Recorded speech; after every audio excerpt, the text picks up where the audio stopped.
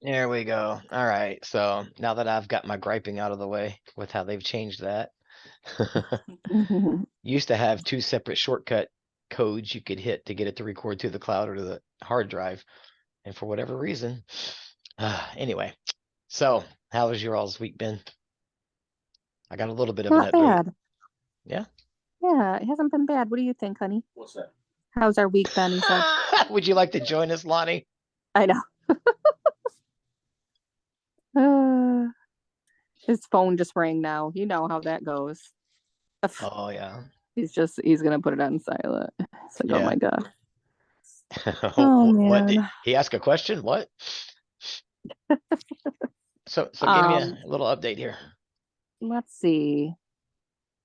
Well, we had some good conversations about just expectations of each other and our roles and stuff because Mhm. I kind of went ahead and just like, well, I didn't kind of, I did go ahead and make like a plan for us to do sort of like almost like a Lent week next week, Mhm. where everybody's gonna, when we're home, we're just gonna do like absolutely no electronics unless it has something to do with God, and that's it.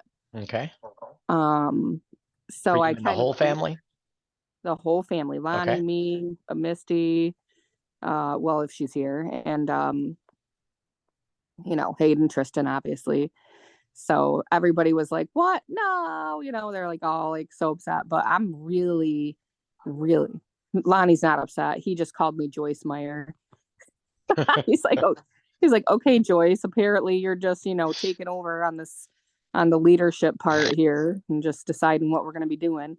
Because I really didn't even like tell him that this was my plan. I just kind of like announced it in our little family meeting for the week. Which Okay. is the norm for everything So yeah, since the dawn of time. it really is. So we had a conversation about that. It was good, and I just told him that like I'll include him, you know, From now on. from now on Okay, good, good. I in my was plans with things, and okay. he was Thank cool you. with that. And he was kind of teasing me about it, but like it is something that I do that I should change. You know what I mean? Correct. That is So absolutely correct. Because really, I mean, that's you can. I know you'll agree with it, but that's not teamwork. right, and what we decide, like what I decide, he will be a part of it and be a team player with me, and he knows that like I have great intentions with that stuff, but he's like, it would be nice though if we could talk about it beforehand so I know going in, like, what are we doing? He's Yep. like, because he always jokes about like with Christmas and stuff, like he's surprised too when the boys open up their presents. He's like, oh, you got him that? That's cool. So he's like, it'd be nice if every day of our life wasn't like that, James. Yeah, but that's great though. I mean, that's an I don't want to call it an error, but that's something that would definitely needs to happen. Is where you work together first, because then you're coming together unified, and Lonnie's not sitting there with his eyes bugging out like what? And then because if the kids pick up on that, then they see that. So yeah, Exactly. I Yeah. love the fact that you guys have talked about it, corrected it, and will move forward differently. That's great. All right, so keep going. Yeah. So So fast forward to the next thing you did right after that. so then He's got a list. I was just gonna say, so then actually it was this morning, so like a couple days later, so we have this situation going on with Tristan's dad. He took Tristan down to Oklahoma. When was it, honey? Last Friday. He was supposed to be gone until this Saturday, One and quick then moment. I'm Tristan. gonna I'm gonna disappear, but I'm still listening. Okay, no Okay, problem. so he took Tristan to Oklahoma. Yep, and he was supposed to come home Saturday, and his dad texted me a couple days ago and said, I don't want to get into details, but I messed up another relationship and we're on our way home now. Oh, Yeah. So I was pretty concerned for Tristan with the whole situation and his little sisters because his dad has two daughters with his soon to be ex-wife, and it was also dating a new girl for quite a while that oh, everybody really hold on a liked. minute. Hold on a minute. He was dating this new girl while he was married. Am I catching that right? He's still technically married now. Okay. Yes. And he's been dating another Yes. girl for a long time. Yes. And Hmm. his soon to be ex-wife, actually lives in Pennsylvania with her boyfriend. And, Oh. my ex has like full custody of his two young daughters that are Hmm. only 8 and 6. Oh, And wow. mom is basically not around at all. Yeah. So it's a really, What a mess. yeah, quite a mess, quite the dynamic going on over there. So, um, I, long story short, we'll definitely talk about that because that's like definitely a struggle on my mind this week for sure. And I'm actually a little excited about one part of it, but to finish saying what I did that was wrong, I literally was like, this morning, I'm like, how do you feel about me inviting Kevin and his girls over for dinner tonight? Because he's really, really struggling with this breakup and Now, who's is Kevin actually again? Kevin is Tristan's father. Oh. Oh, Um, okay. Okay. yeah, yeah. And we have a really good relationship with them. Like Tristan's dad and Lonnie get along pretty well. And we used to do like monthly activities together with him and his ex, soon to be ex, and just make sure that they knew that like just because we're not together doesn't mean dad doesn't respect me, that I don't respect your dad and things are fine. Like we're friends, basically, right? Like we just have always been good at keeping a good rapport. Like they come over to our house for dinner. It's not like it's like just, I'm inviting my ex over out of the blue and it's not a thing, It's not like that. It's not like that, not to that dynamic, but so I was like, Lon, what do you think about? And he was like, me, I'm fine. And he was like, and it's good that I said it's fine because I know you already asked him if he wanted to come over.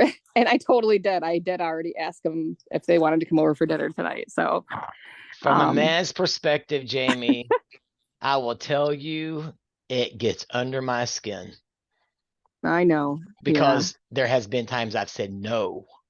Well, once, and it was already planned. So it And it's like you absolutely. prefer the option. Absolutely. And Lonnie did say he was like super good about it this morning.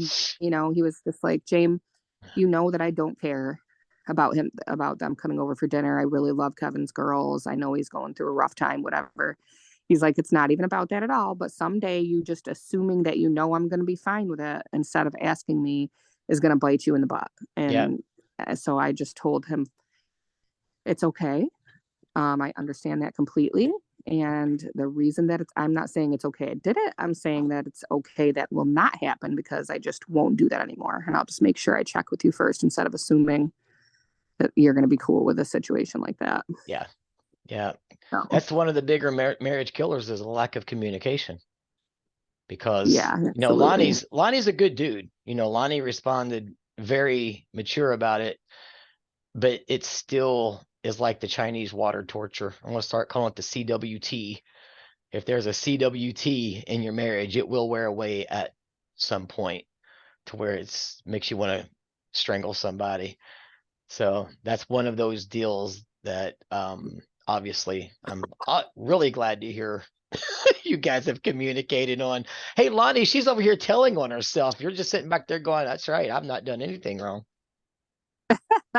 Yeah. Pretty much. It's all about Jamie. Yeah. Yeah. Yeah. I know my wife well, and I knew as soon as she asked me, I was like, okay, well, are these plans already in effect? And she was like, yeah, I was actually going to joke when you said it was okay that's good because I already did it. Yeah. That's why I say, and I reiterate, Jamie, just do what you want because you're going to anyway. Right. And I don't Yeah. want that to be, and it's cute when you say it like in a funny way, but I don't want that to be something that you actually resent me for. So I definitely will take that seriously.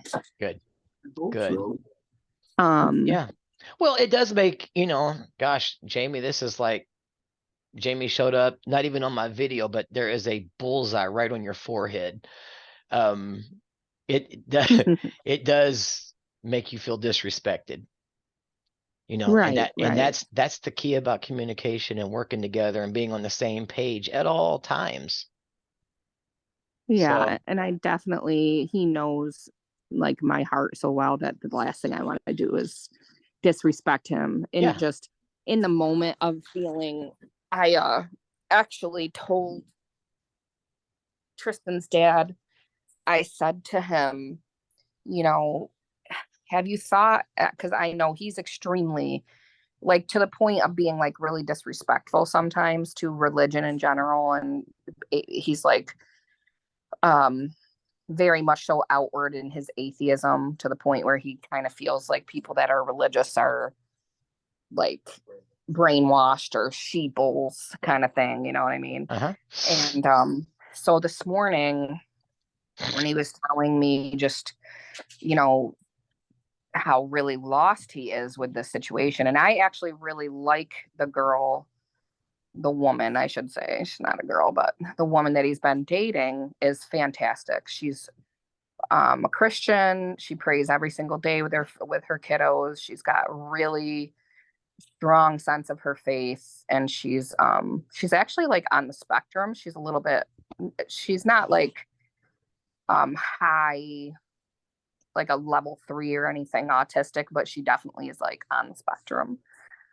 So she's really just got a lot to her. She's a very interesting person. She's a really good mom, you know, just all the things. She's Christian. She's just, and she really like shows an interest in Tristan and just helping me with his medicines and his vitamins and his things that he needs to do for himself, and just is like super respectful about my wants for my child when he's visiting with her, you know. And that Hmm. was that's something that was definitely not reciprocated with his ex-wife, soon to be ex-wife.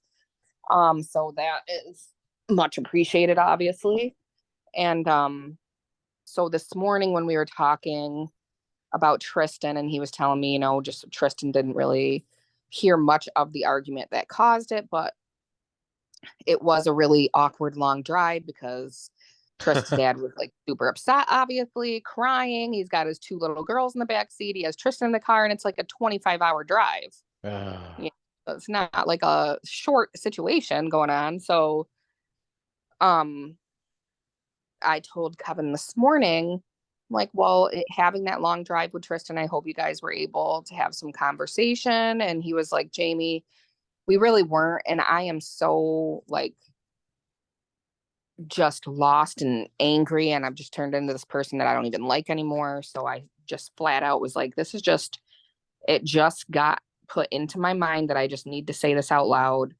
And I was like, have you ever thought that maybe what you're missing, Kevin, is faith? I really feel that, you know, you need to stop trying to do things your way and the worldly way, because it really hasn't worked out for you at all. Not in our mhm. marriage, not in the marriage you just got over, not in this new relationship now. And you know, he's just a person that keeps repeating the same mistakes over and over and over. And Lonnie actually likes Kevin, you know, and they get along great.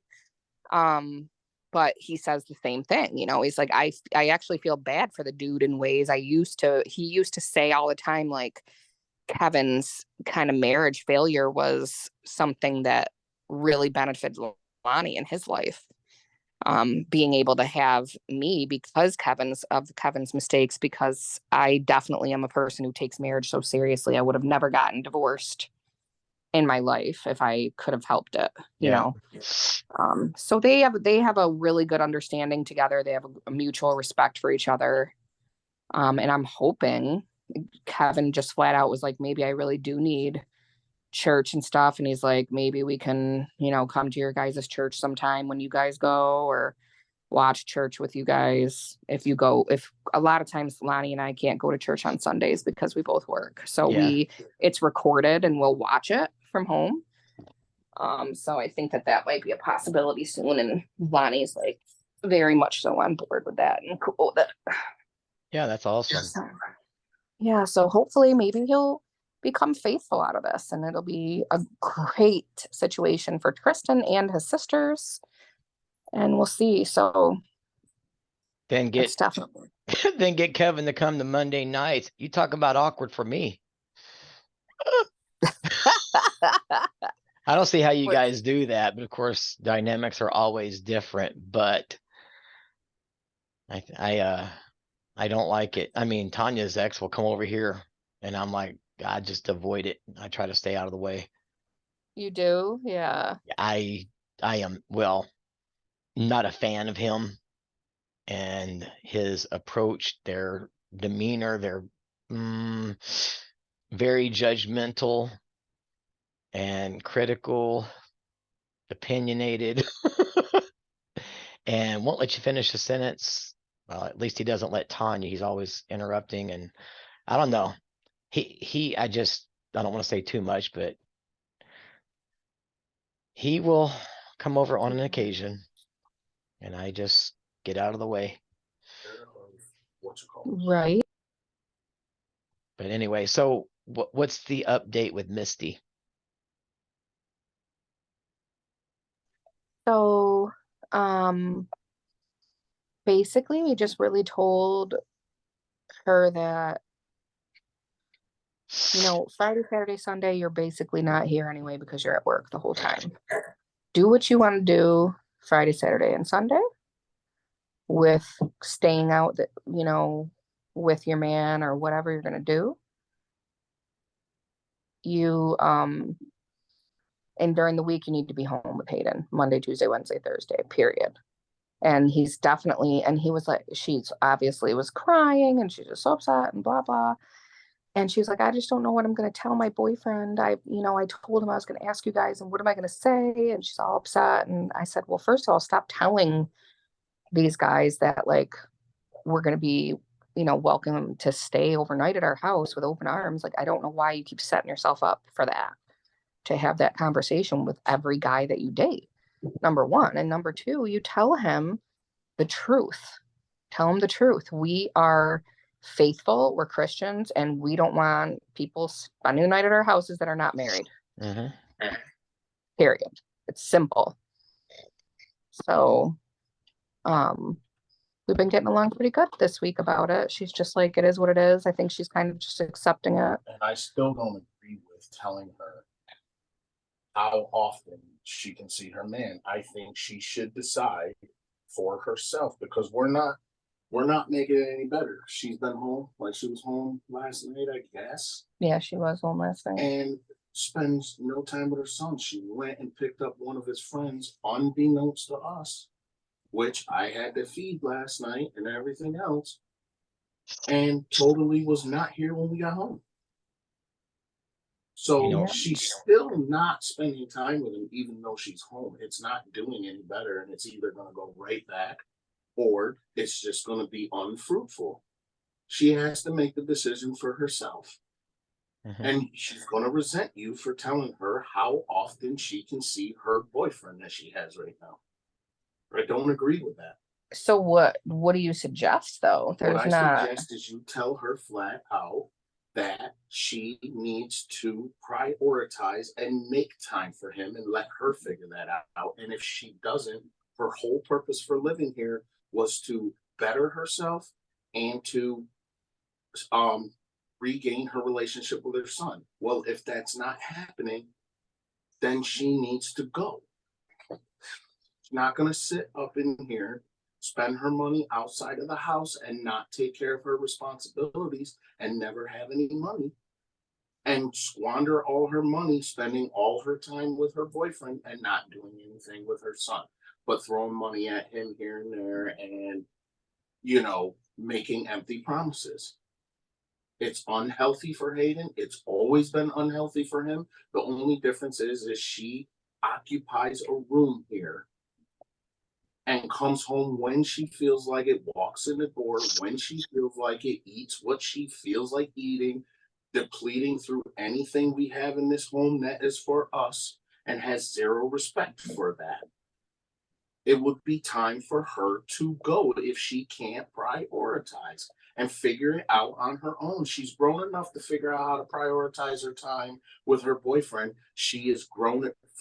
All those excuses about I just don't know what to do. What do I do? Everything you tell her she could do, she argues it and cries and comes up with excuses or walks away and doesn't want to hear your answer. Okay, so I'm cool with that. Like the last part that you just said, she does it's not like I just come up with these days on my own and demand it of her. You know, she asks, what do I think she should do? She wants to make a schedule that works better. She literally came to me and said that. But her next steps were to fight you and say, that's impossible. It's not going to work. That's impossible, Jamie. And she even threatened your relationship with her. Yeah, but that was because Hayden decided he wanted her to only see her man once a month overnight and then once a week. That was Hayden's thought. And I shared Hayden's thought with her and told her I support Hayden and think that's a great idea. That wasn't me just coming at her and saying it like that. You know, that was Hayden's idea because the other ideas that we've had in the past, she hasn't stuck to them. So what I ended up telling her, stick to this unless she figures it out on her own. Right. You figured it out on your own. And if a month's time goes by and you haven't shown quality time with your son, that does not mean inviting somebody over without letting us know so that he's occupied so you can slip out the door. That does not mean, oh, I'm going to be home tonight, or, oh, I'm going to pick him up and you make an excuse and say you don't have enough gas money to go get him. That doesn't mean that you just don't answer your phone when he calls you and he needs you to pick him up, or he needs you because both of us are working. It means absolutely none of that. And if you don't show it, we're not talking about a kid here. We're talking about a grown adult who gave birth to a child. I have no birth children of my own, but every single time, if I have to leave work to go get him, if I have to call off from work to do something for him, I do that. She can do the same exact thing. Yeah, she should do the same exact thing. Absolutely. So leave it up to her and you tell her this is what you do. You prioritize. Is he your son and do you love him? Yes. Is that your man and do you feel like you love him? Yes. Well, then you treat your son the way that you treat your man. And if you don't know how to do that on your own, then I guess maybe you need to go somewhere because not doing it is not healthy for him. Period. Yeah. Say, hey, I would like to come visit Aiden and spend a day with him. Are you guys going to be home or are you busy today? Not just pop up and now it's Misty's day and no matter what we had going on, because she felt like this random day, whenever, that's when she had time for him. And I have had that conversation with her, but I will reiterate to her in that fashion that she needs to just take personal responsibility more and not lean on me for advice. Prioritize your son, figure out how to do it on your own in your way. And it shouldn't be that hard to do. So just do it, period. And she already knows. She already knows that if things are going in a direction where she's not making him a priority, that this isn't working out. She absolutely knows it. Right. And I didn't say that she can't come to you for advice or that's what you should say to her. I'm saying that when she asks you, well, then what should I do? You tell her, Misty, do you do it for your man? Because you're giving her advice right there. You don't have to go to the extreme and say, well, then she shouldn't lean on me for advice. No. Lean on me for advice as far as this goes. Like, there are certain things Misty shouldn't lean on me for advice for.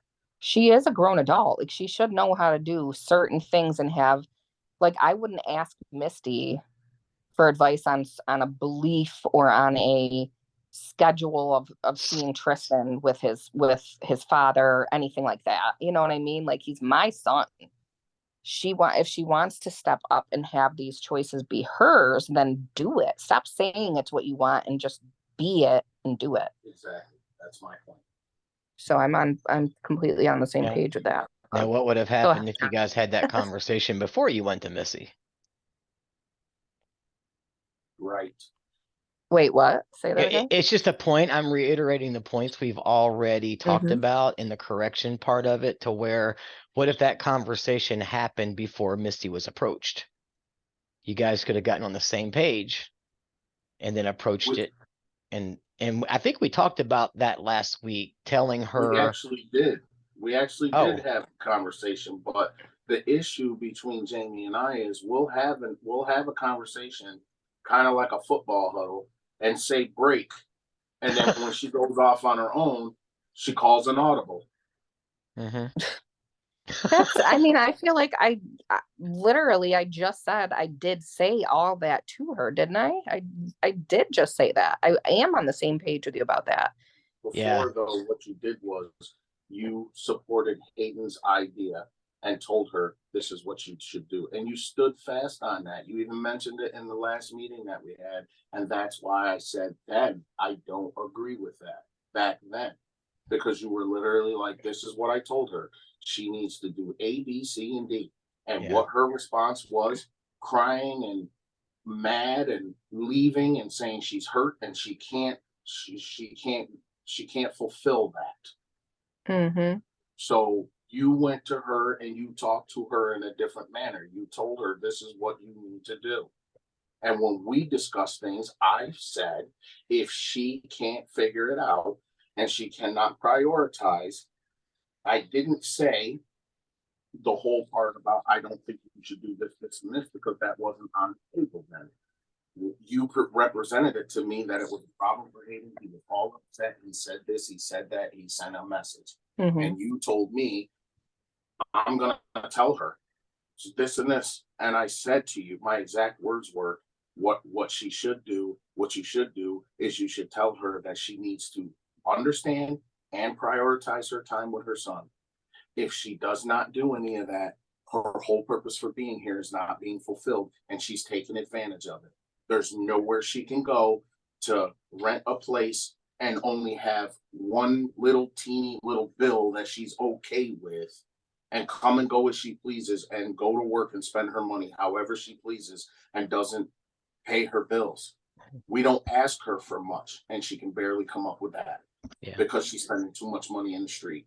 yeah. And she's throwing too much money at Hayden in ways that he doesn't need in order to keep him content, like it's a pacifier. Yeah, If she can't do those things, then it's time for her to go. yeah. Mm-hmm. Let me, I'm 3 years in on taking care of her, okay. and it's not doing any good. All right, that's the question I was going to ask, was how long this has been going on. And I want to touch base on something and bring a bit of an awareness, which has already been done, however, digging down a little bit. And then I'm going to have you guys start doing my favorite thing to do in these things, is ranking it 1 to 10, right? And that way, because I think these scales, when you think about it in the reality format and then you rank it, it actually, there's something about it that illuminates where you actually are versus where you might think that you are. I don't think there's going to be any disagreements from what I'm hearing, but let's do it anyway, just for the sake of figuring out what your all's next best steps need to be. So, okay, so the purpose for Misty staying there, shoot them again. Tell me what they are. Bullet points. What's the purpose of Misty being there? Are you asking me? Yeah, either one of you. Just what is it? You said it, Lonnie, so go ahead and do it. Well, I'm the person who eventually said yes, she could come here. Jamie and I discussed over and over again, and I said I don't think it's a good idea. I don't think it's good for Hayden. And she was very, very like she didn't persuade me with Misty like in the past with her boyfriends or after Misty came here. But the purpose that I stated, the reason why I was forthcoming with it, is for her to come here, build her relationship with her son, which is what she was asking for. Point number one. I evaluated what Misty was asking for. She wanted to regain her relationship with her son. Okay, so that's she needed a place to live because she was on probation and parole, Jamie. Actually, she had gotten out of a rehab, completed a halfway house program, and she needed somewhere to go after that. Okay. So she had nowhere to go after July 1st of that year. And Jamie's concern was if she doesn't have a stable home to go to or a stable place, she was afraid she was going to go right back to what she was already Okay. doing. I So don't, stability. So yeah, she was I feel like here- that's reasonable. right. And I'm 100% good with that. So Right, I okay. was like, okay, so if she comes here, I know it can't happen overnight. I know it's going to take a while, but Jamie, you need to really work on her and build her up to be an independent woman so that this is not a permanent situation. Okay. So What was your meaning- anticipated time frame on that, Lonnie, for her to come in there and stay? Did you have one in mind? I didn't really have one in mind because I didn't really, I mean, it was almost impossible to know all of her situations with the legalities and her being able to get, I didn't know at the time, would she be able to get a job? I didn't know how far in the extent, because at the time you couldn't believe anything she said. So I didn't know what she had on her record, how hard it would be for her to get a Gotcha. job. Okay. If she wanted to get a job, what was it going to be paying her? I had no idea. But what I did have in mind was basically treating this like an independent living program, teaching her how to be independent. Mm-hmm. And thus far, in the 2.5, almost 3 years, the very latter part of this, or the very part of last fiscal year, she finally got her license and she now has a vehicle under her and she is now going to work, but she turned that into 100% liberty. And how Okay. dare you All right. ask me to Yeah. go any further? Well, let's break because- it down. Let's break this down. And I know you want to say a whole lot more, Lonnie, but I want to get to a point because, and I promise there is a method to my madness here. Are there any more reasons other than those two? Building her relationship with Hayden and because she had no place to live and didn't know if she could. Is there a third, fourth point? Or is that it? For me personally, and not anything that she has to do. Well, I was hoping that it would happen, is that my wife would feel more fulfilled in doing something for her sibling that Mhm. she has been so through our whole marriage. That's one of the things that's been on Jamie's plates that she's been worried about, that has been like a hindrance between her and I in ways, because took a lot of focus on her to try to wrangle her sister in. So I was hoping it would make her happy, knowing that she was here and that she's working on becoming more independent and completing sobriety, not just on paper, but in her soul. Okay. All right. Now that was a bit of an alarm for me because you said it hinders, and that's obviously not God's will in marriage. Now, it's okay. I don't know if the word hindered would be a good word initially when she got there. It could be called a little bit of an inconvenience, but we're doing this together to help this girl get on her feet. So now let's go back to the beginning. Jamie, well, can I interrupt you for a second and absolutely. tell you that the hindrance part was not about her coming here. The hindrance part was between our marriage. Yeah. You know, Jamie, the extent that Jamie would go to save her sister. That's what I was alluding to. Yeah. From overdosing. Yep. She would do things that I'm all the way down in Miami, Florida, and she'd call me on the phone and say, Misty called me. She needs my help. She's at a drug house. She describes the drug house to me and everything else, and then tells me, my phone's going to die. I'm going to go in and do what I can to help Misty, and I'll call you back. And then that's the end of it. Boom, she cuts off and I hear nothing. And so much time goes by. Situations like that Misty might have gone back to, I was trying to prevent, and also trying to help heal Jamie by knowing that her sister is safe, because she's got her at a vulnerable state where she can actually reach her mentally, emotionally, because the drugs had her gone. Yeah. That's what I meant by hindrance in our marriage, Yeah. because Okay. she's focused on it, All right. Yeah. So let's do the scale of 1 to 10. Of course, we know how it works. 1 the least, 10 the most. I'm going to have you answer first, Jamie. So point number 1, we brought her back or into this house so she Mhm. can reestablish and rekindle the relationship with Hayden. On a scale of 1 to 10, where is that now? I would say a 5 in my opinion. Okay. Lonnie? I would say successfully and really, really good. I would have to go with a 1 or 2. Okay. What's the reason, Jamie, you ranked it so much higher than Lonnie? Because I've seen a lot of growth in Hayden and Misty's communication.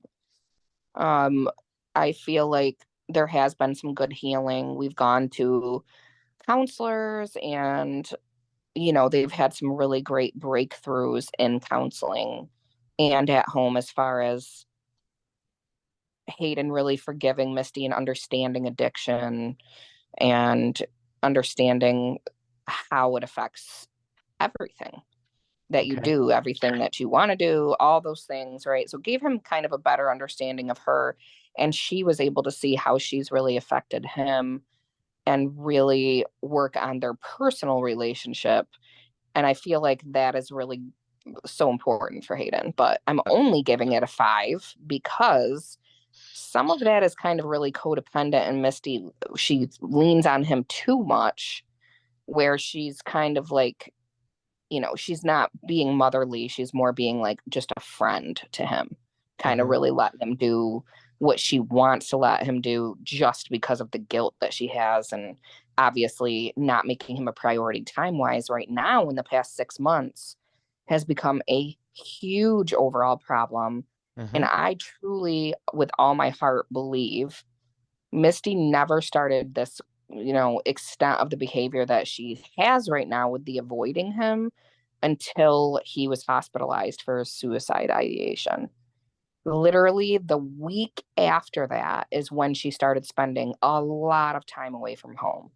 And I know that in part that is one because she's afraid that she is the catalyst of him trying to do what he did, and she can't handle that. She feels like maybe she's a bad influence on Hayden, and in a way where she's trying to do good, but she's actually making it worse for him. She doesn't trust herself as a mom. And 2, she can't handle the stress of the level of parenthood that she is having to have here. Hayden's not an easy kiddo. Tristan's very easygoing, all the things we talk about all the time with Hayden.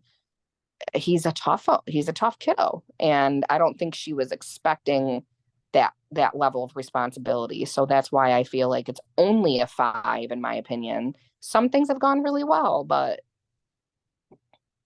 some things she really still needs to work on. Okay. Well, I ask to hear more of your side of that to give more substance to it because, of course, I don't have the full story. All I know is I heard a voicemail last week of a kid screaming out to be paid Mhm. attention to. And I Yeah, heard a mom absolutely. say, "You just don't get it, Hayden." And what Hayden's Exactly. not getting is why Misty's all about Misty and doesn't Yes. prioritize him, but yet Mhm. spends all this energy on some random dude. And so Yeah. that's why I was curious. It's funny how the perspectives of things are different. Men are more kind of the straight to the point, not necessarily black or white. and the nurturing side of the females comes in, and you see all of that, and that's how you got your answer. So that's why I was asking. I'm not saying anybody's right or wrong. This is an opinion thing. So that's why I ask, because I hear what bothers Some me, pretty big differences, you're saying? huge. And when I Yeah. hear Misty's voicemail, that thing played in my head over the past few days.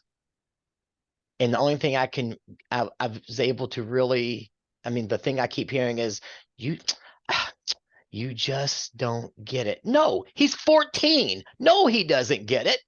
Yeah, it's the narcissistic personality that he has with, and that is exactly what I was meaning by saying, like, it's almost like a role reversal, her expectations of parenting. When she does parent Hayden, it's all about, you are hurting my feelings because of your behavior. That's not You parenting. are breaking my heart. That's how she feels parent. Yeah, exactly. It's not, your behavior caused these actions, bud, and this is the consequence you're going to get because of it, and we expect you to do better. It's all about how he makes her feel inside, and that's not healthy. That can't be something that is on his shoulders. Is laying You she's know. laying the weight of the world. She is causing Hayden.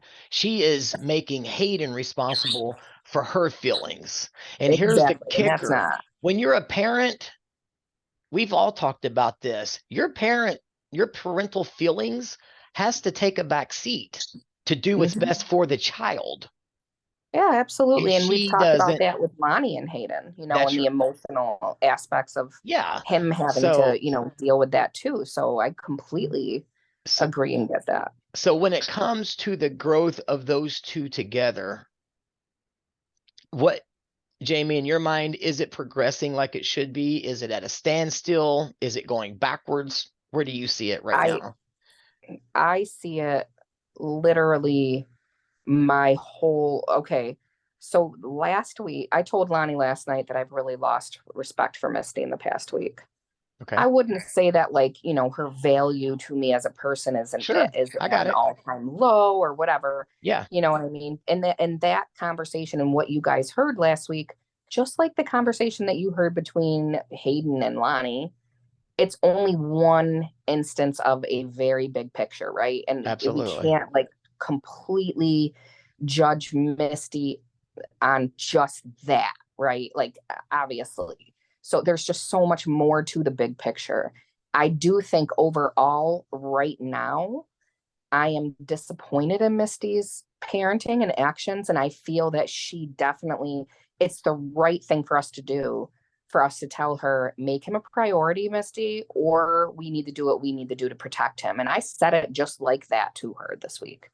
Okay. If you make me have to protect Hayden, then that is what I'm going to do, Mist. So don't make yourself someone that we have to protect him from. You're supposed to be his mom, his ride or die. He can lean on you for anything. And you are not just his bestie, but also his mother. You know, you mother first, then you worry about the friendship later. She's got everything all twisted and backwards. Yeah. And what I'm hearing is no order. Right. And the 5 rating, what I heard you say was, and again, correct me if I'm wrong, is that there has been breakthrough to where they kind of understand a little better. However, what I'm also hearing is she still doesn't prioritize him. She still slips out the door. She gets Hayden's friend to do her job while she can sneak out again. She's not spending time with him. She's not, because it doesn't matter the breakthroughs you have intellectually if there's no breakthrough emotionally. And it doesn't sound like she is doing anything to cultivate a good, strong, healthy relationship with him, because what I heard her say was, you just don't get it. And what she said. You're right. What I've also heard is a threat of your relationship with her, and that's called emotional blackmail. I'm going to threaten you. How dare you hold me accountable? I will threaten you. That's emotional blackmail. That is abuse. I'm not a legal guy. I don't know how it all works, but if I were a judge, there's no chance in Hades that woman would have custody of Hayden. Oh yeah, I would never. And that's the thing we're all in agreement on, even Misty. She doesn't want to take him from our home. She knows, Okay, that's a you know. good thing. All right, so let's move Yeah. on then, because I'll beat this dead horse all day. I don't know if you heard the fire start to rise up in me. Yeah, absolutely. And I understand it. I feel Yeah, it. yeah. You know, So, it's been so very difficult last couple weeks for yeah, sure. yeah, and I know it's especially tough when that's your sister, but sometimes loving isn't always the peaches and cream, you know? And so I get your 5 ranking in that aspect. But when it comes to going to a deeper level of emotional connection and working hard to get Hayden feeling like he's worth something to her, I haven't seen any evidence. I've not heard any evidence that that is actually happening. Actually, what I'm hearing is quite the contrary. There's more I agree damage with that being completely. done. Okay. So with, okay. And you said you agreed with that, Jamie? I 100% agree with you on that. Okay. All right, Yeah. cool. All right, cool. So what I'm saying in short is I'm not necessarily disagreeing with your ranking. I'm just trying to decipher where your ranking come from versus the other evidence. But now I get it, because you were talking about breakthroughs about he's understanding addiction better and she might understand this better and this or that and counseling. Got it.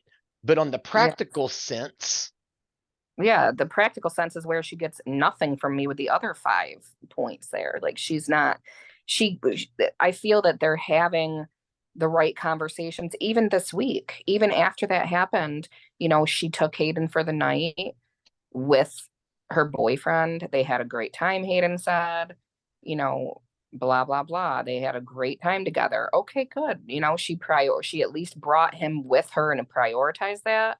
We didn't exactly love that fact. Like we felt that, you know, it would be really nice to see her building that time with just Hayden and not having to have her boyfriend around, obviously. yeah, That's where Lonnie and I get very upset too. But, you know, she just keeps on saying, well, you don't expect to just go out and do things with Tristan by yourself. You have Lonnie, you're married, you're together. I'm together with this man. I see a long relationship with him, blah, blah, blah. I'm trying to build a life with him. I'm not trying to just have a boyfriend on the side, James. I want a life together with she this got a man. lot of excuses, doesn't she? She always does. Yeah, Always has absolutely. an answer. Yep. All right. So let's go to number 2. And here at number 2 was she comes out of Stability. rehab.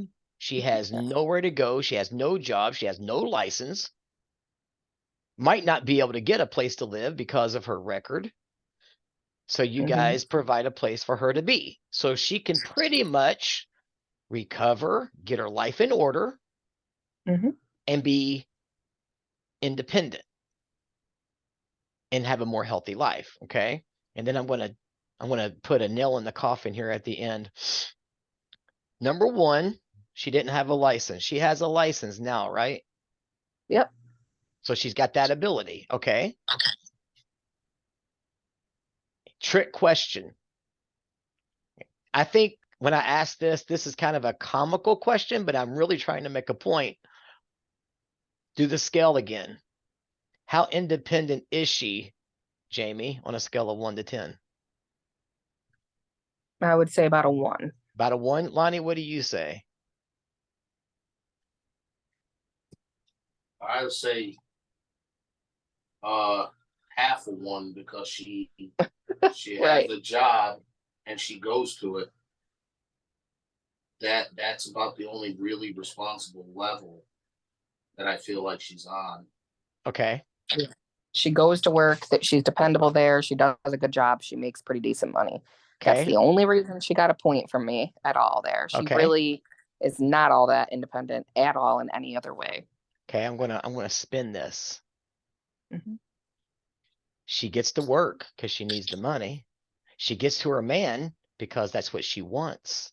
She makes her own decisions to do what she does. She goes and gets Hayden's friends and brings them home to let her out. That's a twisted sense of independence. But she has no issues making decisions and doing what she wants and getting what she wants. She's independent in that way, right? Yeah, she is. Okay. Absolutely. So the issue isn't her ability to function. Her problem is her priorities of what needs to be done in a responsible manner, which kind of is what Lonnie said. On a responsible level, she's about a half a point. I agree with that. On an independence level, oh, she's independent, all right. She gets what she wants when she wants it. And if it's not available, she finds a way to get what she wants. So in that aspect, I call it immature independence. You're Because right. I like that. the responsibility, or I'm not the priority is flipped upside down. It is. So Absolutely. now my question to you guys, okay, first of all, let me ask, do you agree with me? 100%. Lonnie? Oh, 100%. Okay. Now that brings up the question, what is your role playing in her life to continue to do everything she wants to do when she wants to do it, and then plays the pity party manipulation victim game when she's held to a responsible accountability standard? What role does Lonnie and Jamie play in allowing that? Can I start? Can you do it in 3 hours or less? Yes. Okay, go ahead. My role, what I've done is maybe like a year after she was here or so, and I saw Hayden going the adverse way. We were having all this trouble. This was just middle of last year, maybe. I sat down and I conducted a meeting at the table, which no one wanted. They don't want to hear from me. And I said, thus far, this is what we're seeing. And I'm having a really tough time. I'm trying everything I can with Hayden. I'm trying all kinds of things. He literally ignores me. I don't count. He has told everyone he doesn't want to hear a word from me. He has talked to everyone and said, you know, I want Uncle Lonnie to stay out of everything. I don't want, you know, and I said, and I think the reason being is because I'm the one that will, you know, say, hey, wait a minute, you know, we have an account, we have something we have to be accountable for too. And that's your well-being, your safety, everything. And everyone else is listening to your excuses and your lies. And now, you know, you end up getting to do whatever you want to do anyway.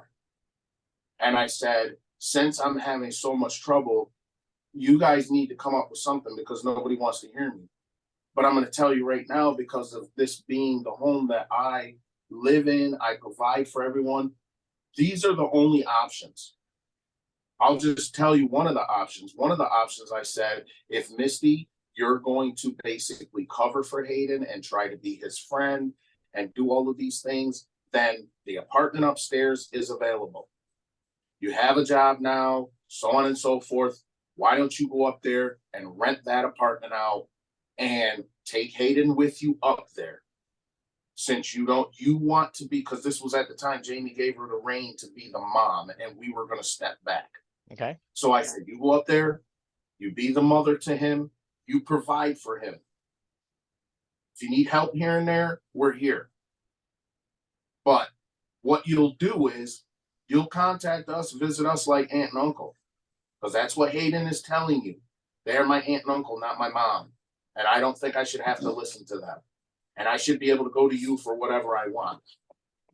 Which that's part of your first question before about, you know, you weren't able to come back to me and ask me why I gave the rating I gave.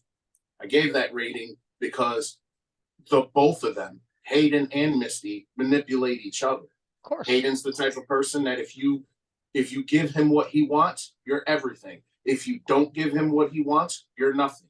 Same thing with Misty. So therefore, they play each other out. So back then I said, you rent that apartment out, you be his mom, you supply his food, you supply his school clothes, you do all that type of stuff, and you pay rent. You make enough money because your rent won't be that expensive. Get to the point, Misty said, absolutely not. I said, why not? Well, because I don't want that responsibility, number one. And number two, I don't want to take Hayden from the only stability he's always known. I said, is it you don't want to, or you can't, or you'll have difficulty doing it? She said, no, I don't want it. I said, well, then right here, Jamie, you're hearing this. You need to take back the reins because obviously she's not able to do it. Yep. She is being his friend. And I said this right in front of her. Mhm. You are being her friend, his friend. Well, she didn't like that comment and said something else and this and that. I said, well, then at this moment, then You can't have your cake and you're eat it too. unable to do that, and you're unable to do anything to help around here, and you're just unable. All you could do is go to work, make your money, and come home. Then maybe you need to take that money and you need to go live somewhere else because this isn't working. You guys are manipulating the whole situation and trying to manipulate us in our own home. And I'm not going to stand for it. We set a rule, you change it, Misty. You give him what he wants while we're not home. You hold back secrets from us. You don't tell us the whole truth. You don't take him to school. You don't get him up when he doesn't want to get up. You don't do any of those things. That's not being a mom. So if you don't want to do it here under our 100% guidance and you want to push us out of the way, it's not happening in this house. Well, then later, Jamie comes in the bed. They weren't happy about that. Jamie comes in the bedroom and tells me, we can't just put those on her like that. We need to, we can't just send her out there already. It hasn't been that long. I said, Jamie, it's been 1.5 years. And this is where we're at right now. Where are we going to be in 2 years, 3 years, if she doesn't start somewhere? Well, that didn't go too well between us. We didn't fight about it. But to answer your question, that was my role 1/2 year ago, 3/4 of a year ago. And I agree completely with all of what I wanted to do. The only reason that I didn't feel it was something that was feasible in this moment is because realistically, we absolutely knew that Misty's probation was either going to be up in 2 years or 3 years. So we knew it was going to be like a few years probably that she was definitely going to have to be here with us. No, and I told you then, she doesn't have to be. All she has to do is talk to her probation officer and tell her it's not working out where I'm at and I would be better off somewhere else. And he would have made sure that wherever she went would have been suitable to his liking. Our home is not the only place that she could be, but that's what you felt at the time. And I didn't want to argue with you about it. We already had enough problems going on back then. Yeah, and that's true. He's telling the truth about all that. How I felt about that particular point was simply that my brother didn't have space for her. My other brother didn't have space for her. My mom moved to Florida. There was literally no one else. Okay. Let me do some rapid fire here. Have you noticed this session here has more tension in it than we've had in a few weeks? Lonnie and and actually, Lonnie. Yeah, it's funny because we've had a wonderful week personally, haven't we, love? I'm telling really you, have. I'm getting to a point, and I really want to make this clear. Look, I'm compassionate about people. I've even told Tanya I feel sorry for my kid's mother. I feel sorry for her because when people don't get it, it breaks my heart. It's like, can you not see the joy that you're missing? Can you not understand what you're missing out on? And it breaks my heart. So it's not that I'm not compassionate, but in my ministry calling, I have grown a whole lot in the way I view things because I was the people pleaser. Did everything to make everybody happy. Don't want to ruffle any feathers. I don't want to be in a confrontation. Blah, blah, blah, blah, blah. Well, Jesus had no problem with confrontation, and Jesus had no problem with setting boundaries. And I started to imitate that instead. Now, where I'm going with this is this.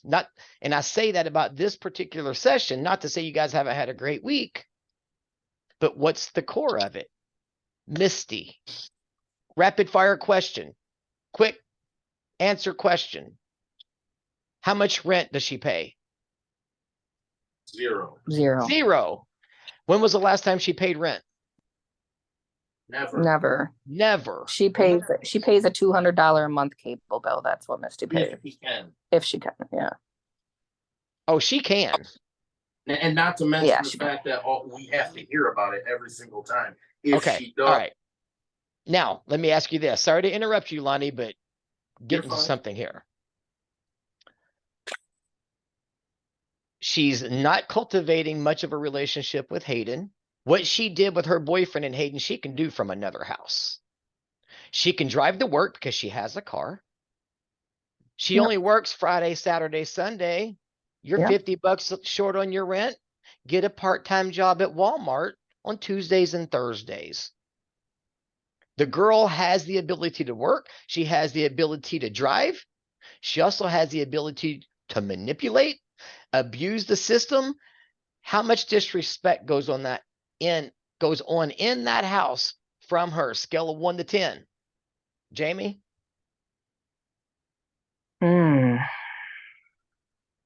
8. 8. Woo, that's high. Lonnie? 15. 15. So an 8 and a 15, we have an average of 12 and a half here, or 12, 9 and a half, 11 and a half. It's between 8 and 15. We have a massive problem Yeah. because in my lack of college degree educated mind, this girl's flat out using you both. And how dare you hold her accountable?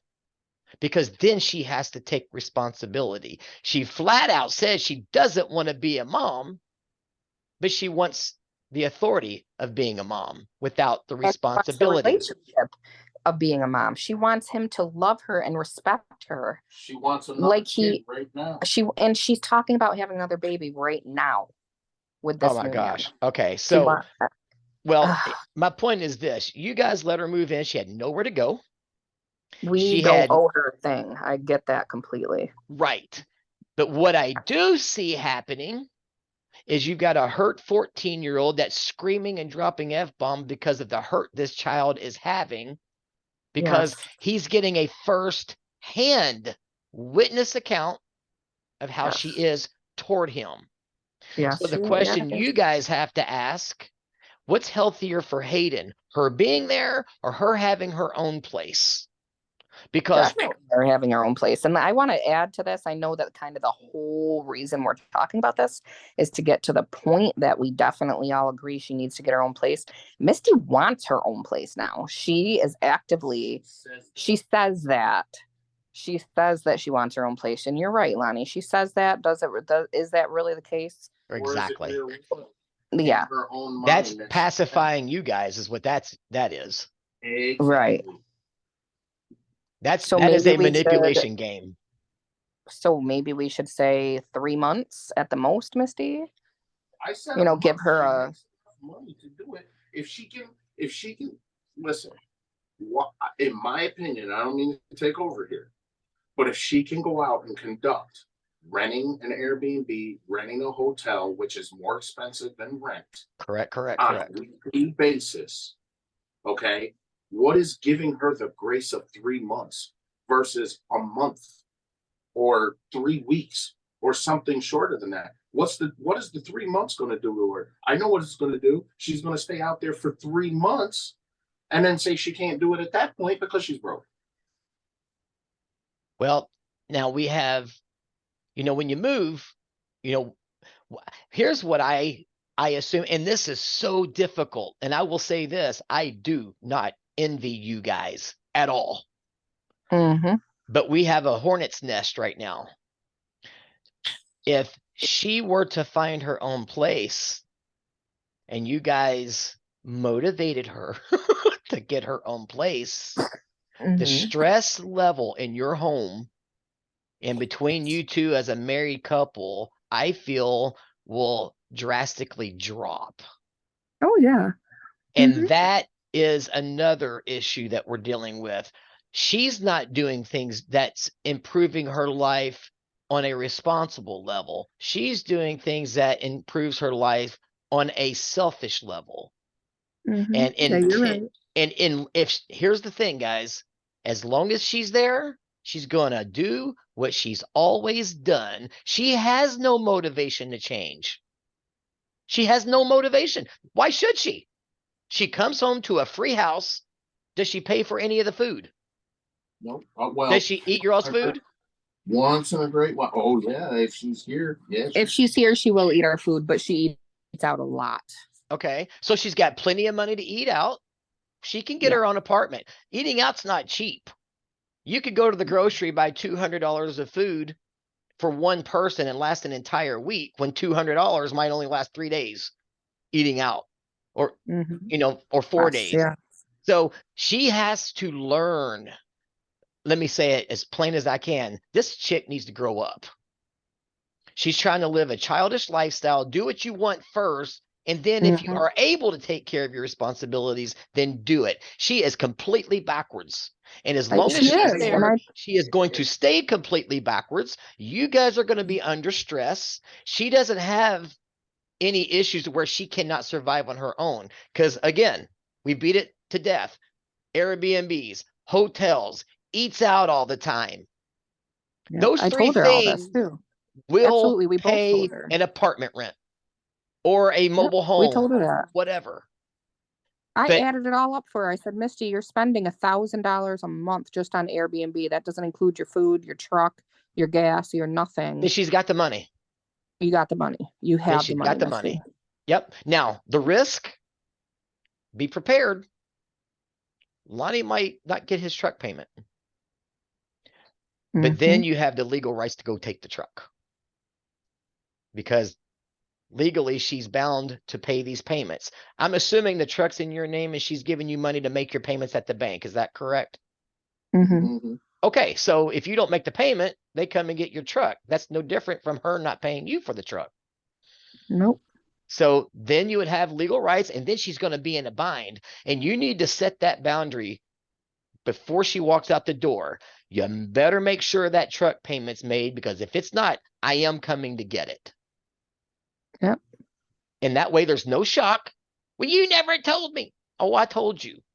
You make the payment or I'm coming to get it. Then you might be able to set up a visitation schedule. Bring them all together and say, Hayden, Misty, what days work for you guys? That set it up, as an idea. Misty, come over to the house from 7 to 9 and visit with Hayden Tuesdays and Thursdays, Mondays, Wednesdays, or Tuesdays, Wednesdays, whatever you guys work with. And that way they have more quality time together. And if she doesn't do it, we got to be prepared for that too, because Hayden's going to be hurt. But if you do what you've always done, you get what you've always gotten. Yep. Proverbs 22:3. Didn't we read that last week? Yes, we did.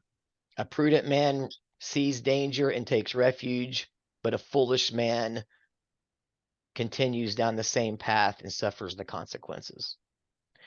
If this girl was disabled, if she had something that was preventing her from being able to be independent and on her own, I wouldn't be saying what I'm saying. I would just say you guys are in a very difficult position.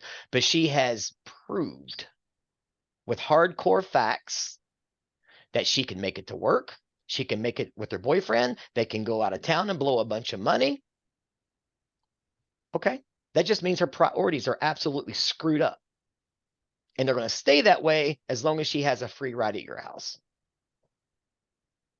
Yep, I agree. And all three of us, we're in agreement that it's time for her to move out. She sent me a ton of voice messages last week when we were all talking about the whole situation. And she was like, believe me, Jamie, if I had the money at this moment, I would get an apartment right now.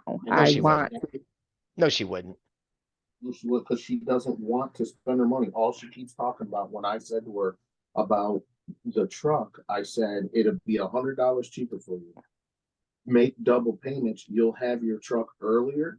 You'll have driving experience with an insurance company, and you can go get your own insurance and it'll be in your name and I'll give you the title to it. No, I don't want to do that. Well, why not? Because she's dictating the rules. Her exact words were, I want to save as much money as I can and have a nest egg. oh, you want a nest egg. I'm thinking to myself, Must be nice. at this point, you want a nest egg? No. I did talk, we've talked a lot about this situation because I told her it's completely unrealistic, Mist. You are a child of ours. You're another teenager in my home. This is what I've told her flat out. You act like a 15-year-old girl having a fit because your boyfriend can't stay the night. You're an adult, Misty. And I'm almost 40 years old. Yeah, you're dang right. You are almost 40 years old. Now, and Act like it, Misty. does her boyfriend work? Yes, he has a full-time job. He makes money too. Where does he live? His mom and dad's house? He lives at his mom's and dad's right now. Okay. Well, if he Supposedly. well, if she wants him to spend the night, room up with him. Go play house with him somewhere else. So I Both of literally you just have sent full-time Misty- jobs. Yep, I literally just sent Misty a message and said, "Hey sis, how come you don't stay the night at Dave's parents?" And she just sent me a voice message. Hold on, I want to listen to it real quick.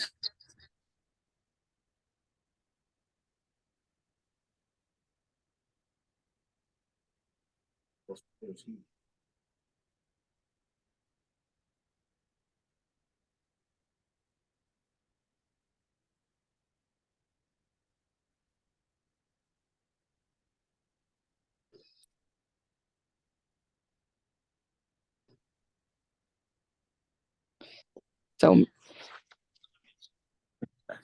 it's almost over. Hold on.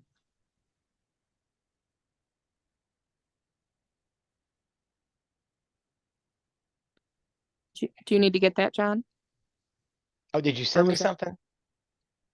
That's her. Oh, my sis, I thought your phone was ringing and it was on my sister's sending me a voice message. I think she has two. My phone's turned off so I don't get interrupted. Yeah, I think she has two phones. Every time, there's so often that a phone rings in the background while she's sending me a voice message, and you can't do that at the same time on the same phone. I don't know what that's about. But anyway, she just literally said Dave's father is an alcoholic and his mother doesn't think it's a good idea for Misty to stay the night because a lot of times he gets violent at night and blah blah blah. And that's why Dave, Misty's boyfriend, has had troubles with alcohol and everything in the past. And doesn't want to subject her to that now, which upsets me. And I've told her before, I'm like, okay, so here you are trying to live a sober life, getting together with a man who needs to be saved from himself because he's an alcoholic.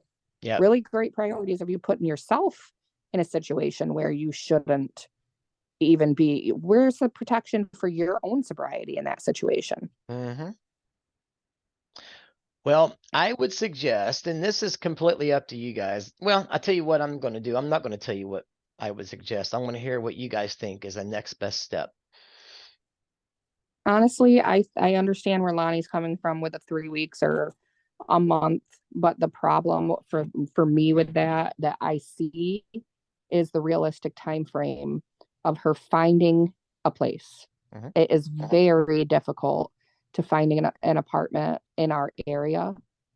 It's really not an easy thing to do. Yeah. It took us a long time to find our house.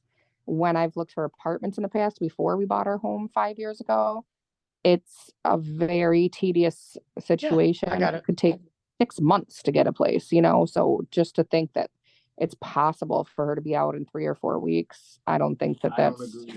I don't agree at all.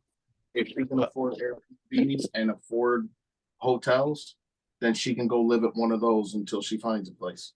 What's the difference? There's no difference. Well, then she's going to use the fact that she's paying for a hotel is why she doesn't have a deposit to get another place. Well, I mean, she's doing that now, though, John. I know, but don't give her an excuse. I'm telling you right now, you can give her all the time you want in the world as long as you don't put down your foot down. She is going to be mostly out there staying wherever and paying for it and barely ever here, and it's going to be the same as dude, I agree. I agree too, and this is exactly why I agreed with Hayden that once a month was a good idea. Once a month, stay in the night and go on a date night a week would give my sister a tremendous amount of money in a month or two to be able to use on an apartment. Well, why don't now I'm going to throw out a suggestion now. Jamie doesn't like the 3 weeks. Lonnie doesn't like the 3 months. So what do you guys think about trying to compromise and meet in the middle somewhere, like say 45 days? Oh, I'm as long as something happens, I'm good. Okay, Because and the reason being is I feel like I am coerced to be a manipulator, and this will just go on as long as forever. And she's never going to get the point that we are not we are generous people and we're loving people. We don't need to be portrayed to your boyfriend as being the worst in the world, because that's not what we are. And I can't change that. You're going to tell him anything you want, but I'm also not going to be used. I'm not going to be slandered and used that's at the right. same time. That's I don't right. care what you got to say about me. You could say whatever you want. You have to live with the fact that 3 years of your life you have been taken care of. Yep. But yet that's how bad we are. You Okay. have to do it. So, And the using me part, it can't go any longer. I oh yeah, mean, well, it's not just now you. She's using Jamie too. Huh? I said she's definitely using you and Jamie, both of you. Yeah. So are we in agreement on 45 days? Does everybody feel like that's a reasonable amount of time? Yeah. I'm fine with that. I mean, that's a, you know, Jamie? that I'm scared about it, but I understand the request. What's the fear? I'm worried about her not saving enough at that time frame, and I'm worried about her not being able to find a place in that time frame. What if you guys sat down with her and said 45 days, regardless of your situation, you got to go. Now, say it gently. Don't say it like I'm saying it. I'm saying it to make a point. You got to go. If you are irresponsible and don't save your money, don't come to us and say, oh, but I don't have any money. We know you can save the money. If you don't, it doesn't matter. You have 45 days to go find another place to live. And then on a weekly basis, say, how's the apartment search coming? How's the dwelling place coming? Get updates. Make her answer detailed questions. Oh, I'm looking. Okay, where have you looked? What'd they say? Well, they said there's nothing available. When did they say something would be available? Because you'll notice that people who manipulate will trip over their words and say one thing and then turn around 3 seconds later, say the complete opposite, and not even realize they did it. So I would hold her hind end to the fire, but give her confidence at the same time. Look, Misty, you're almost 40. We feel like it's time for you to find your own place. We've let you live here at no cost for 3 years. We've let you pay a truck payment without even paying insurance payment. And we see you doing all the stuff. You're functioning beautifully. And we believe in you. And we feel like it's time for you to go ahead and start your life somewhere else. And we're going to give you 45 days to get everything together, get your place, find a place to go. And then it's time for you to go make a life of your own. Make her feel good. And she might not accept it because she's going to get defensive and now she's the victim again. That's what a narcissist does. It's always against them. The whole, so be it. Say, well, you are 40 and you don't need to be living in a room at somebody else's house. You need to have your own place. And then that way, Hayden can visit you and you can come over here and visit him on an appointed time. But whatever you guys come up with, hey, Jamie, don't go do this without Lonnie. Sorry, I just wanted to have a little bit of a humorous moment. Don't do this without talking to Lonnie. Make sure you guys are on the same page and don't come back and say, what about if we say this, Lonnie? Why are you asking me? You already did. Oh, I know.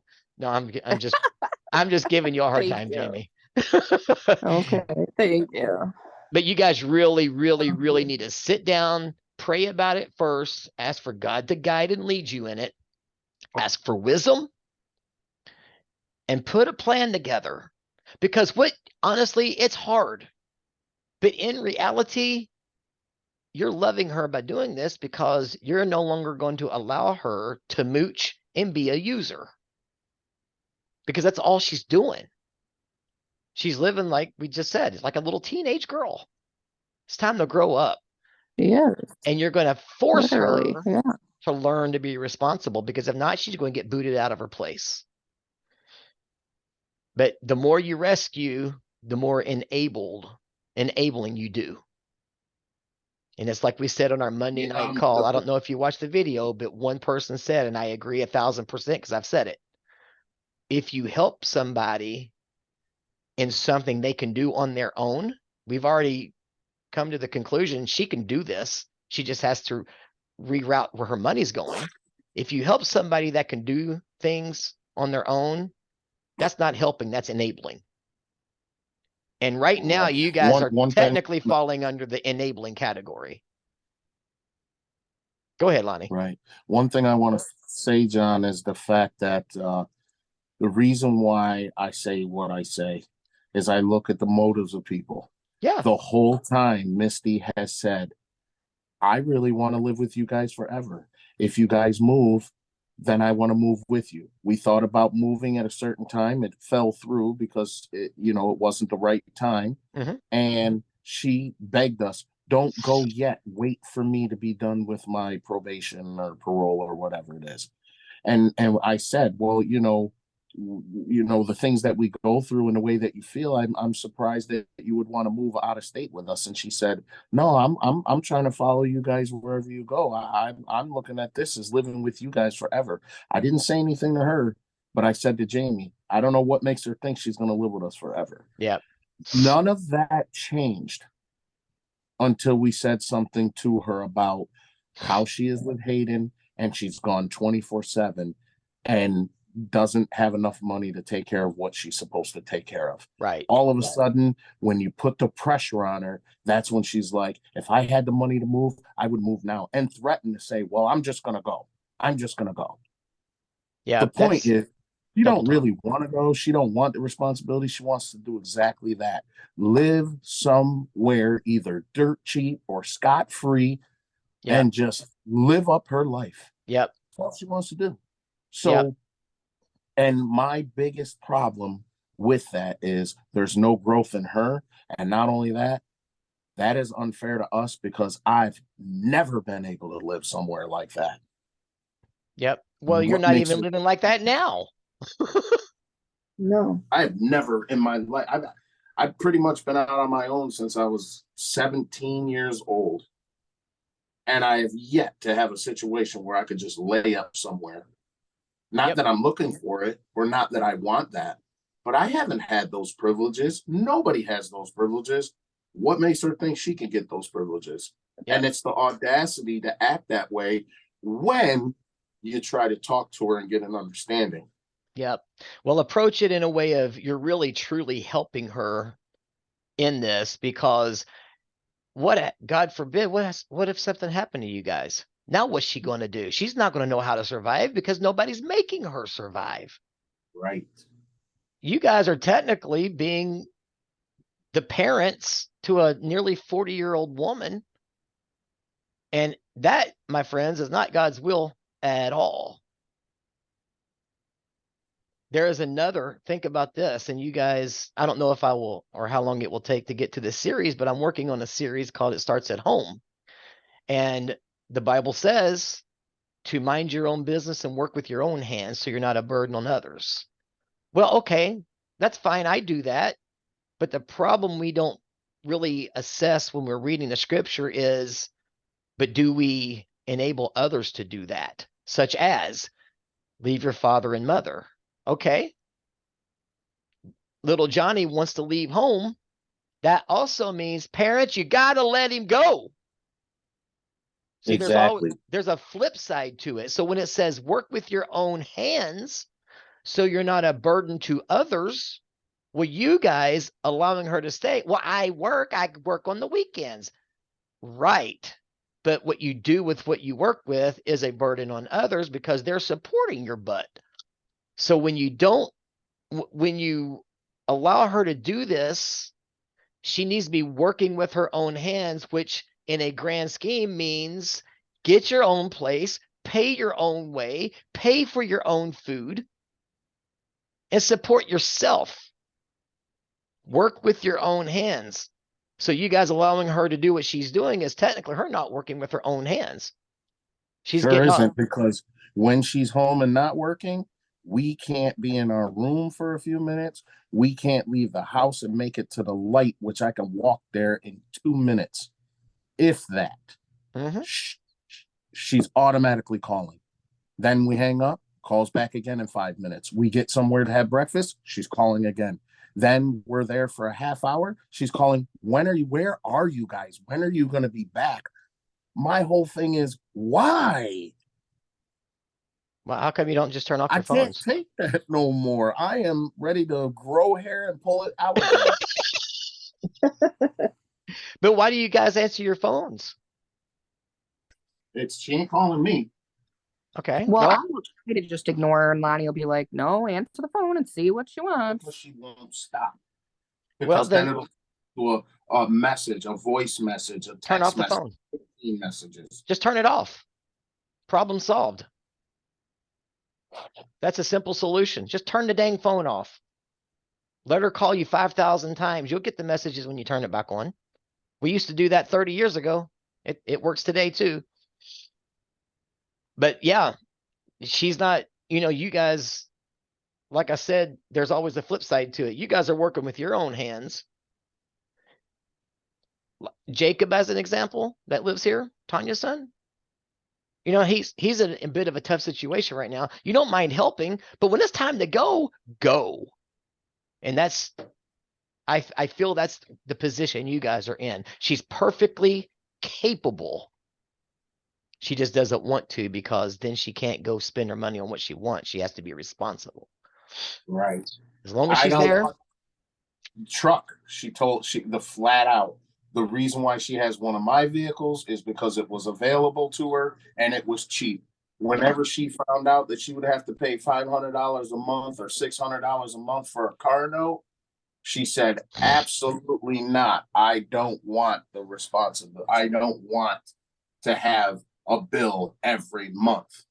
And I was just like, the audacity on this woman. I just want to Uh-huh. I want to open her mouth, put a Nerf grenade in it, and walk away. Well, who- here's the thing. Okay. Nobody, that's not reality. That's nobody wants bills. No, and that's just No. it. She's an abuser, plain and simple. Not in the abusive way that most people think about, but she's abusive. She's using you. She's manipulating you, using emotional blackmail, playing the victim. And if 45 days rolls around and she still hasn't found a place, say, well, okay, well, I know you've got money for an Airbnb or a hotel. So until you can find a place, you can just stay at one of those. She's got it when she's with you. She'll have it when she doesn't live with you. I'm a firm believer. When it's time and you put them out, people become survivalists. Absolutely. I've been a survivalist my whole life. They're not going to die. They will survive. Yep. I want to tell you one quick story to end this, so you guys can get an idea of why my mind has shifted on things like that. Because see, I would have put up with it because I don't want to cause anybody any inconvenience. I don't find that anywhere in the scriptures. My former pastor, raised on the west side of Louisville, drugs, alcohol. He got marijuana for his birthday or for Christmas from his parents. That's the environment he grew up in. So if Misty wants to play the victim, I have a guy she could talk to. When he turned 18, he rose up to be that adult and didn't have to listen to his mom. He popped off to his mother and left to go play basketball, right? 18 years old, he comes home from playing basketball. He can't get in the house and his stuff is packed up on the porch waiting for him. He lived homeless in his car for quite a while. And he told the church later, he said, I appreciate my mom doing that. Where would I be had she not done that? Because he had nowhere to go, but he was taught a valuable lesson that day. So he is incredibly appreciative of having his hind end booted out of that house because of his attitude. And it very well may have changed his life and saved it. So when you guys, if you think, this is really hard or this is something that's just kind of harsh or whatever, remember, just like Lonnie said, that she'll become a survivalist. She'll figure it out. She's going to have to, or she can sleep in her car or in her truck, whatever. She'll figure it out. Plenty of room in that thing. There, now you'll have exactly what you're saying you need. Very cheap accommodations. $130 a week. You got a house and transportation. That's right. And your address is wherever you park. Hell, I lived in a tractor trailer 5 days a week, 6 days a week. It can be done. I mean, I feel like what you're only willing to put out to sustain your life, Yep. then you have to be content with that. Yep. Yep. I mean, that's the person who's willing to sell out money to pay bills, rent, food, all of that stuff for themselves. That's the lifestyle they'll have. Yep. You can have a lifestyle off of somebody else. Yep. And I know you guys are kind of like me. You don't mind helping. Like I said, Jacob's going through a tough time. We don't mind helping. You guys don't mind helping. But at this point, she's just, yeah, it's become abusive and being a user. She's got, do you guys know how much she makes a weekend? Anywhere. It really depends because of how just the nature of serving, but anywhere between $700 and $900 a week. Okay. And there's nothing wrong with her working 5 to 6 days a week. Okay, let's go on the low end and say 700. What are her bills? I know she's got the truck and she pays maybe a $200 cable bill. Anything else? Nope. Okay, because we know she eats out a lot and she comes home and eats your food. What is the total of the truck payment and the cable bill approximately? 150 times 4, that's 300.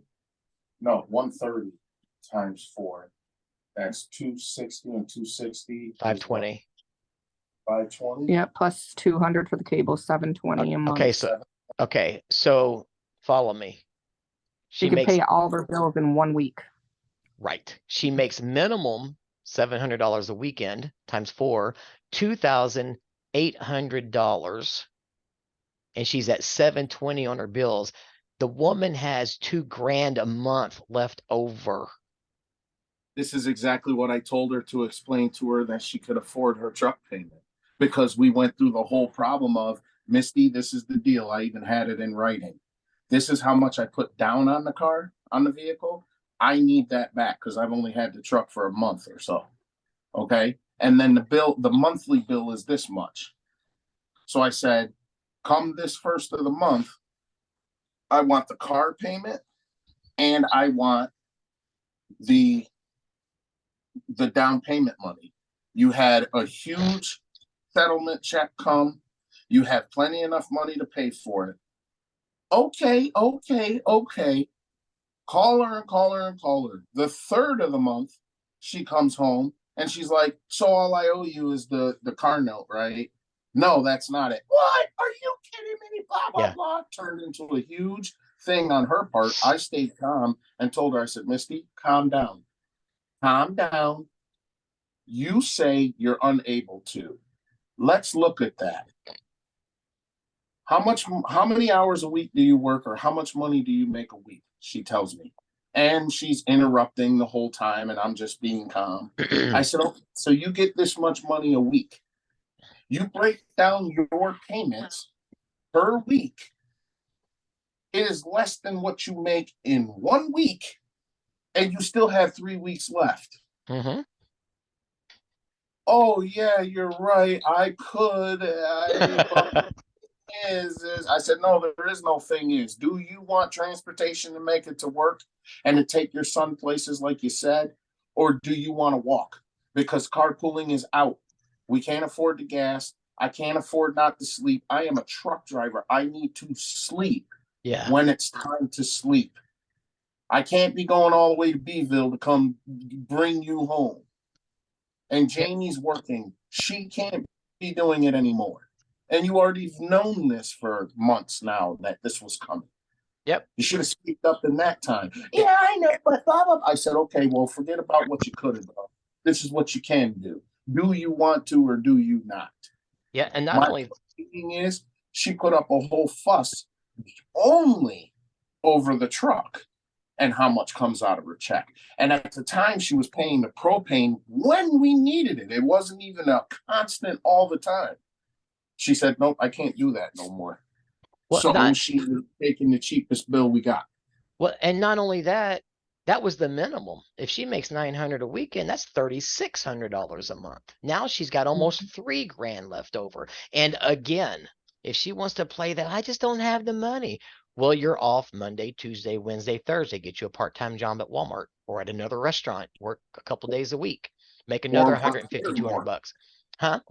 Or work where she's already at more. And that's the funny thing is the last month, John, she's worked every Wednesday too, and somehow still has no money at all. Yep. Well, she has it. She's just blowing it. She's Calls irresponsible. it overtime by working another day. Well, I'm getting overtime, so that's why I'm going to do it. The only reason why she's doing this so she can spend more time with her man and have a reason hump day, the middle of the week, to not be here, and the day before it, Tuesday, and the day after Thursday, because it's cheaper for her to stay near her job. She keeps coming up with new ones. I have an idea. Now, one of my ideas, before I even tell you, trust me, I've already thrown it off the table because I'm thinking she doesn't want to move. Charge her 800 bucks a month in rent. But then I'm going, no, she's still there. She's still there. She's still going to be disrespectful. She's still going to invade on your privacy, invade your personal space. You guys need to get your home back. That's the way I feel. So my other thing would be when you guys approach her about this, have a plan written out how she can save up enough money in 45 days. Count the weekends that she has up until the point. Go in the middle, use $800, put her bills in there and say this, and then give her some credit for like gas, food. If she were to buy food for groceries, say this is how you can do it. Instead of eating out all the time, buy groceries and fix you something to eat. Sacrifice staying here for free. You no longer have the cable bill. That's wiped off the whole thing. Exactly. Because now you have something that you're going to do. That's right. Stay here for 1 month, 3 weeks, and take your money and go. The only thing is that truck payment needs to be paid. Yep. And show her how much money she'll have left over approximately.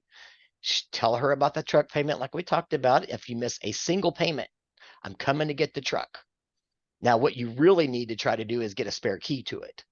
Because I know you said you didn't have a key, but you really should have a key to it. Well, that's hard because there's only one key fob, and I would have to. The times that she's here is not business hours, and a key fob will cost me like. Oh, she's got that one key though. Bucks. Yeah, but what if she locks it? You can't unlock the door with that. It's a blank key that just fits in the thing and turns the ignition. Yeah, but I mean, if we had to go get the truck, we could call our insurance company or AAA and have them unlock the door, and we could still drive away with the truck with the key. Yep. If we get that key from her. Sounds good to me. I don't need to get that from her. All I need to do is go get a key like it. Okay. It's a blank Dodge key, and it works. Okay. I would prepare yourself for that. So, all right, guys, what do you think? How does it feel now? How do you feel? I feel like it's a plan that needs to, I mean, not to make you think that I am so up in arms with it. It's just the whole big picture. Sure. I'm not upset. I'm not at a huge anxiety. Yes, I do get anxiety ridden. My 1 day a week that I have with my wife is filled with her constantly calling about how do I boil water. And I'm not joking. She is really bad at stuff. But on a whole, it's just what are we doing biblically And how fair is it to me to take care of yet another person that doesn't, I mean, yes, that's my wife's sister, which is different from the man that she created a child with that came here and stayed. Him, that I told Jamie what I was doing, and his ass was gone. She's because he's I talking about Misty's hated him. Hayden's father stayed here Yeah. for a short period of time a And couple he years ago. abused Well, it was her. before Misty moved in here. I'm not Yeah. gonna go into how he abused the whole situation, but pretty much the same as Misty, just different tactics. And then tried to buck up to me in my living room while I'm having a man-to-man respectful Yeah, conversation with him. you told me How about he that. disrespected my wife. And at that point, I wasn't where I'm at now in my mind frame. And I told him flat out, you pick a room in my house or my yard. We have 6 acres. I'm where you're behind out on one of them. If you get in my face one more time, you're in the wrong, and I've done everything I can for you. It's time for you to go. If you Yeah. can conduct business to get yourself a room somewhere or to get your appointments met so that you can get your state funded money every month, then you can conduct a job. That's right. And if you don't want to do that, it's time to beat feet, brother. That's right. I'm not here to support you. You're a grown man and you are not fulfilling the reason why you were supposed to be here. Your Mhm. son and you are at odds right now. How are you feeling, Jamie? Yeah. So yeah, I don't see a difference there for me personally. I'm just not. I just don't feel like we're living up to full potential, and we're getting there. And this is just one more thing. That's how Yeah. I'm looking. Yeah, absolutely. And it's not, again, it's not out of vindictiveness or anything like that. It's just the right thing to do. She's Exactly. causing more issues for you guys that are unnecessary. You know, it'd be different if she came home, she was responsible, she covered the food cost and paid you more than that. But she's the one dictating the rules. I'm not paying your insurance. I'm not going to pay all that stuff. I'm not. Absolutely not. I don't want to be a mom. That's just causing issues. And if she doesn't want to be responsible in your home, let her be irresponsible somewhere else. Exactly. Then you Yeah. can be exactly what you want, part-time, everything, but you'll be a full-time for yourself. Yeah. But, and then Exactly. take your home back, get your peace Yes. back as much as possible. Yep. That would feel good to me. I'll tell you that. Yeah. Oh, I'm sure it would. How about you, Jamie? You okay? He said, how about you, Jamie? Are you okay? Feel good about it. We're gonna sit down and really come up with a plan, like you said, put it all on paper for her financially and go from there. Okay. And then also, you guys might want to think about coming up with a way to approach Hayden with it. Because, Yeah. He's know. already, he's on board with that. oh, He's good with it. well, Yep. good. Yeah. Because I did Good. tell you, this is something that she has said, I want to do this, so we've had the conversation with her and then had the conversation with Hayden. She didn't like that very much, but Yeah. Yeah, that was the first thing we wanted to do because he is our priority. Yeah. We don't want Yeah. him to feel resentment towards us or whatever the case may be. And he was in total agreement with us about it. So Yeah, she reminds me a lot of the husbands who puff out their chest and say, I'm the head of the wife, and what I say goes. They want that title, they don't want the responsibility. And it's exactly what she sounds like. She wants that mom title. She wants to have the authority, but she doesn't want the responsibility that goes along with it. And it doesn't work like that. Hayden deserves better. Did you guys tell him I was proud of him? yes, we did. Yes. He Did he said roll? that's cool. That's cool. I was proud of him. He deserves to be able to be angry and tell his mom how he feels so he can feel somewhat in control of his life. he sure does. And I think that was obviously the language is an issue, but in that context, it didn't bother me because that kid is hurting and he deserved Exactly. the opportunity to let it rip. And boy, did he ever. Yeah, he sure did. Yeah, And I he was did deserve so that proud of him. opportunity. It was healing for him to be Yeah, able to do that. yeah, Very important. very proud of him. So, and I think he's in good hands Well, with you thank you. guys. Thank you. Thank you. I love, how are you guys on a, quickly, how is it going with him now? Is it Good. still heading in a good positive direction? It is. We had a little bump in the road with him this week because we found what he says is an old bottle of Fireball in his room. Mm-hmm. So more bottles, pee, shot glasses, just like dishes, things that we told him clearly was not okay. So yesterday he spent the day having a major maintenance day where he had to do a lot of chores, and he was good about it. He did it, got it done. He Good. apologized, he cleaned his room.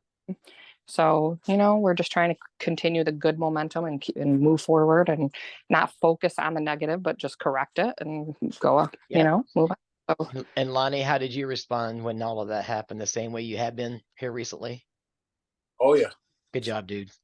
Let me, yeah. I didn't get involved in the conversation part of it. I just went up and did an inspection. That's what I found. Sent pictures to Jamie and let her handle it. and we talked about it. He was with the conversation and the way he handled it, right, babe? Yes. all right, teamwork. See how well it Yeah. works? Isn't it great Yeah. when it's done the right way? There is I've been writing this devotional, I've been pushing to get it done, and I finished up the one about anger. There is a such thing as righteous anger. I mean, Jesus walks in and flips over tables. He got ticked off and he never sinned. He was a perfect man. So that tells you right there, it's okay to get irate and angry, but what's the heart behind it? And then there's sinful anger. You can actually take righteous anger and it can turn into sinful anger. And I don't know if you guys heard me teach this on that Monday night when we had our marriage killers, but basically it becomes sinful anger when you're more your focus is to punish the offender versus the moral content of the offense. So when you guys like you correct it, he gets punished, there's discipline, and then you move on. That's a biblical way to handle it. Exactly. Yes. There's no immense shame involved. It's just, Yep. know, The moral the content rule, was handled. so Great job, you guys. thank you. You guys are not even the same couple I met in November. We feel that way too. I And we love use it. that. We really use our story and our testimony to just help, our friends and family and say, listen, like, I know you think we're corny, but it's working for us. We're happier than we've ever been. That's awesome. And I've talked to Misty about it this week because she was, really just really disrespectful about Lonnie. And I told her, I don't want to hear her talk that way. She was like, oh, come on, James. He's so condescending to you. You can't tell me that has changed. I don't believe it for 1 minute. Okay, well, you're right. And I'm like, okay, well, it has changed. And it doesn't matter if you believe it. I just literally was like, maybe if you were home more, you'd see it. Yep. So,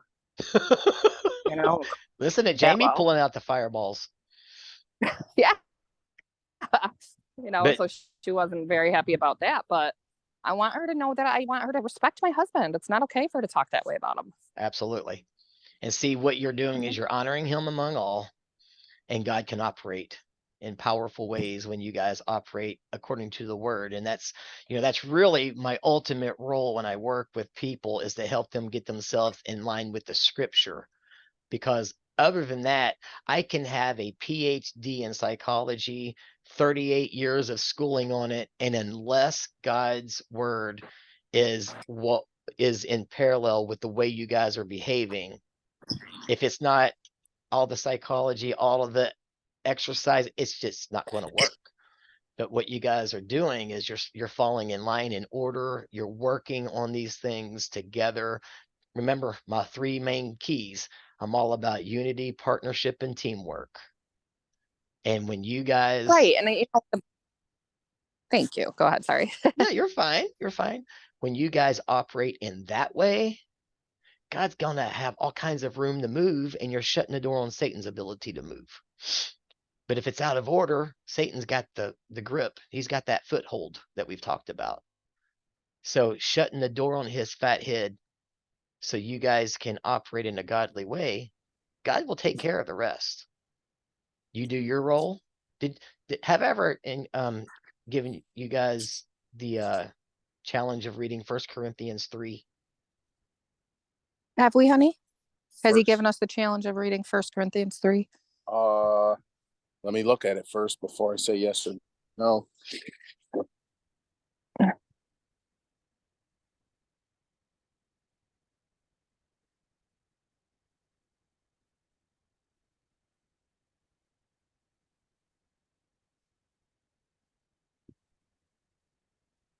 One Corinthians what? 1 and 3. 3. 3. Uh-huh. Mhm. 1 Corinthians 3. Yes, I can't remember the exact verse, but it starts around 10 or 11, somewhere in that ballpark. 8, 9, 10. 1 Corinthians 3:10.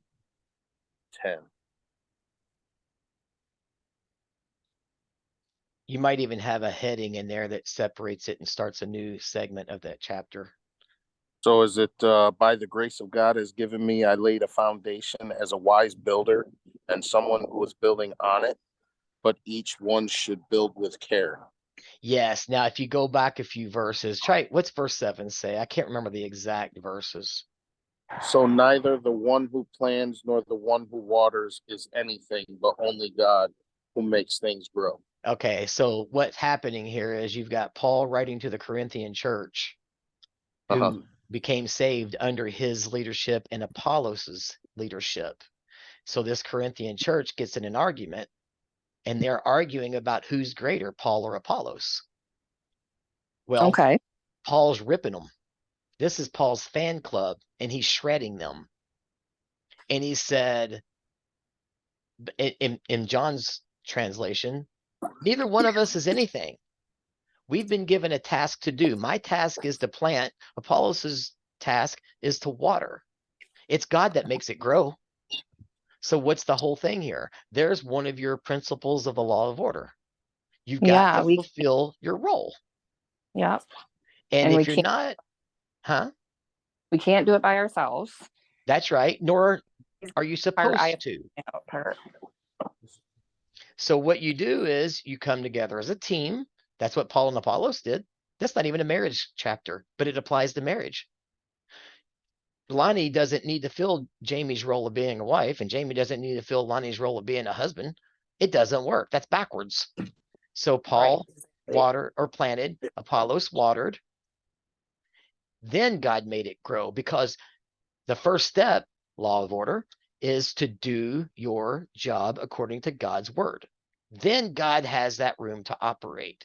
And then it goes on down where Lonnie was starting about, I've built what you're using, what you're building on the foundation. What materials are you using? Gold, silver, precious stones, hay, straw.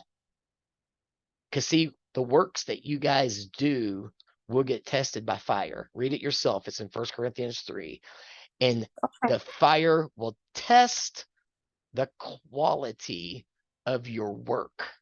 And what it says is that will reveal what you've done here. And I love using that in marriage because, like I just wrote, I'm finishing up that particular devotional. What are you building with, Lonnie, in your marriage? Jamie, the same question. Are you building with gold, silver, and precious stones? Because when that gets tested, when your work as a spouse gets tested, is it going to get singed to where you still made it in, but barely by the hair of your... I said, you can either get something shiny, a great reward, or you can get a scorched hiney. I don't like the hiney scorching thing. I'm going to go with the gold, silver, and precious stones. And that's what it's talking about. What's the quality of your work according to the task you have been given? Exactly. The roles are important. Order is important. And you guys are falling in line with the scriptures. And you're seeing the results of it. I think it's a beautiful thing. Thank you. We're really trying. Yes. Yeah. We're not going to get it perfect. It's hard sometimes, but Yep. you know. Yep. It is. Are working on it. Well, and then when it's hard, the joy of the Lord is my strength.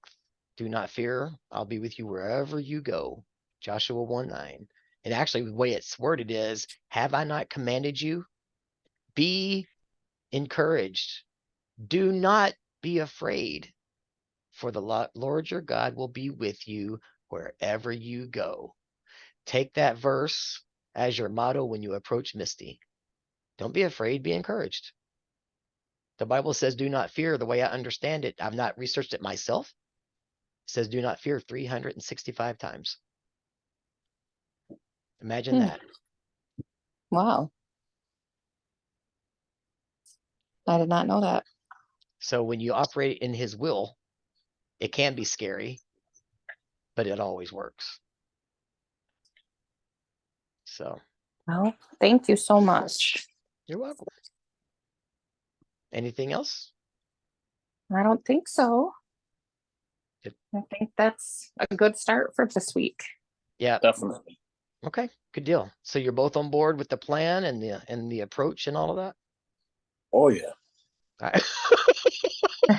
Locked and loaded. Hey, guard your heart above all things. So yeah, He I get laughed. you, man. Okay. Yeah. Yeah. Yeah. And you're okay too, Jamie? Yes. I know it's a I little feel more good about difficult. it. Huh? I feel good about it. Okay, good. Good. All right. Well, I'm here if you need me. Otherwise, I will talk to you guys in a week. I know you guys are going to have technology next week, which is a good thing. There's no Marital Monkey Monday, so you don't have to worry about that. But you'll have to pull up the Zoom if you want to talk to me on Thursday. Okay. Sounds good. All right. Well, you guys have a Thank great you so much. time, and you're quite Yeah. welcome. I'll talk to you soon. Happy Easter and happy Happy Easter to birthday, you. Tanya. Yeah. Yeah. My favorite appreciate it. holiday. Yeah, Easter's great. I'm playing drums Yeah. in church Sunday, so I'm looking forward to it. Hopefully she Awesome. has a great blind date. Did you like that, Lonnie? Yeah, I was cracking up. Nobody responded to it, so I don't know.